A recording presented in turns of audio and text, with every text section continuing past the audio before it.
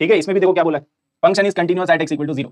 तो क्या करेंगे, फंक्शन कंटिन्यूअस है, अगर फंक्शन कंटिन्यूअस है at x equal to 0, function continuous है, इसका मतलब limit of the function should be equal to the value of the function. लेकिन यहाँ पे जब आप लिमिट निकालने जाओगे तो एलएचएल आरएचएल अलग अलग निकालना पड़ेगा ना, क्योंकि फॉर एक्स ग्रेटर देन 0 अलग डेफिनेशन है और x less than equal to 0 के लिए अलग डेफिनेशन है। तो आपको एफ ऑफ 0 प्लस निकालना पड़ेगा, एफ ऑफ 0 माइनस निकालना पड़ेगा और एफ ऑफ 0 भी निकालना पड़ेगा। लेकिन देखो यहाँ पे ये वाला जो डेफिनेशन है वो वैलिड है for x less than equal to 0, मतलब एक्स लेस देन 0 है तब भी हम इसी को फंक्शन मानेंगे, और x इक्वल टू 0 है तब भी इसी को फंक्शन मानेंगे ना। तो लेस देन इक्वल टू 0 के लिए सेम फंक्शन है, तो इसीलिए 0 माइनस और 0 का वैल्यू सेम ही आएगा। इन दोनों में से कोई एक निकाल लिया करो, समझ गए, जब भी ऐसी सिचुएशन आती है, क्योंकि यहाँ पे तीन अलग अलग डेफिनेशन नहीं है ना। कभी कभी आपको फंक्शन ऐसा भी देते हैं कि x लेस देन 0 के लिए अलग है, इक्वल टू 0 के लिए अलग है और ग्रेटर देन 0 के लिए अलग है, तो फिर वहां पे आपको तीनों को निकालना पड़ेगा। लेकिन यहाँ पे तो लेस देन इक्वल टू कर दिया ना, तो लेस देन 0 है तो भी यही है, इक्वल टू 0 है तो भी यही है, तो आपकी मेहनत बच जाएगी। बेसिकली आपको तीन नहीं निकालने पड़ेंगे, दो का वैल्यू तो सेम ही आएगा, तो इनमें से किसी एक को निकाल लो। तो एफ ऑफ 0 निकाल लो आप, इसमें जैसे 0 पुट करेंगे तो कितना आ जाएगा, अगर मैं एफ ऑफ 0 की बात करूं, एफ ऑफ 0 आ जाएगा ए साइन, और साइन के अंदर आ जाएगा minus pi by 2,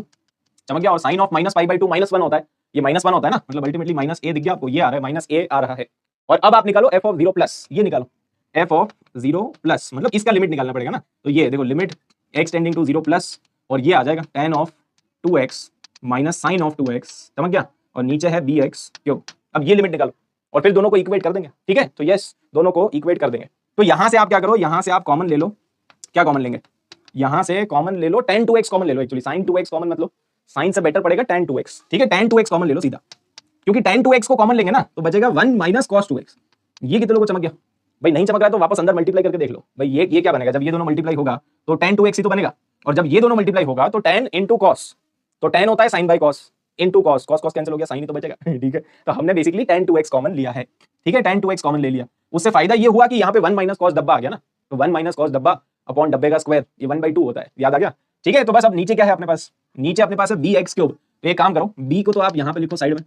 x square को इधर लिखो और एक्स को इधर लिखो, पूरा सजावट मेथड है ये, ठीक है, सजा के लिख दिया, इसको एक्स दे दिया, इसको एक्स स्क्वायर दे दिया, इसको बी दे दिया, सबको अलग अलग कुछ ना कुछ हमने दिया है, ठीक है। अब यहाँ पे 2 से मल्टीप्लाई डिवाइड कर दो, ठीक है, 2 से मल्टीप्लाई डिवाइड कर दिया, इधर 4 से मल्टीप्लाई डिवाइड कर दो, तो ये कितना बन जाएगा, ये 1 है, ये 1/2 है, ये ध्यान रखना, इसको 1 मत कर देना, 1 माइनस cos डब्बा, डब्बे के अंदर 2x है, 1 माइनस cos डब्बा अपॉन नीचे 2x का होल स्क्वायर है, डब्बे का स्क्वायर, इसका वैल्यू 1/2 होता है, ठीक है। तो अल्टीमेटली कितना आ जाएगा, ये 1 है, अगला वाला 1/2 है, ठीक है, फिर 1/b है और इंटू 8 है, मतलब बेसिकली 4/b दिख गया, तो ये 4/b आ रहा है, ये माइनस a आ रहा है, दोनों को इक्वेट कर दो, ठीक है, minus a equal to 4/b, तो यहाँ से क्लियरली आपको ab का वैल्यू -4 आ गया और ab का वैल्यू आ गया, तो यहाँ पे प्लग इन कर देना, आपको निकालना क्या है, रिक्वायर्ड क्वांटिटी क्या है, निकालना है अपने को 10 माइनस ab, तो 10 माइनस -4, ठीक है, अल्टीमेट आंसर इज 14। तो ये चमक गया, कंटिन्यूटी सिंपल है वैसे तो है।